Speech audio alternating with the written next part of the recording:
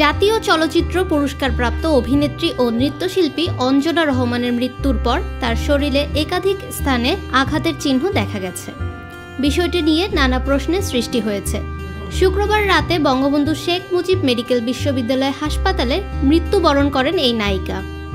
এরপর শনিবার সকালে হাসপাতালেই তার গোসল সম্পন্ন হয়। এ সময় অভিনেত্রীর শরীরে নানা জায়গায় আঘাতের চিহ্ন দেখা গেছে। এ বিষয়ে অঞ্জনার শেষ বিদায়ের গোসলের সময়ে উপস্থিত সালমা হক নামের এক নিকটাত্মীয় গণমাধ্যমকে এই বিষয়ে নিশ্চিত করেছেন। এক সূত্র থেকে জানা যায়, অঞ্জনার পালিত পুত্র নিশাত মণি তার সকল স্থাবর অস্থাবর সম্পত্তি নিজের নামে লিখিয়ে নিয়েছে। মণির সহযোগী ছিল বিউটির স্বামী ও তার বাসার ড্রাইভার। এদের মিলিত ষড়যন্ত্রের ফলে অঞ্জনাকে করুণ পরিণতি বরণ করতে হয়েছে। বাংলাদেশের চলচ্চিত্রের পাশাপাশি আন্তর্জাতিক অঙ্গনেও বেশ সুপরিচিত মুখ ছিলেন অঞ্জনা। নৃত্যশিল্পী থেকে নায়িকা হয়ে সর্বাধিক যৌথ প্রযোজনা এবং বিদেশি সিনেমায় অভিনয় করা একমাত্র দেশীয় চিত্রনায়িকাও তিনি। ফাহমিদা বিনতে আনোয়ার, নিরপেক্ষ, নিউজ ডেস্ক, ঢাকা।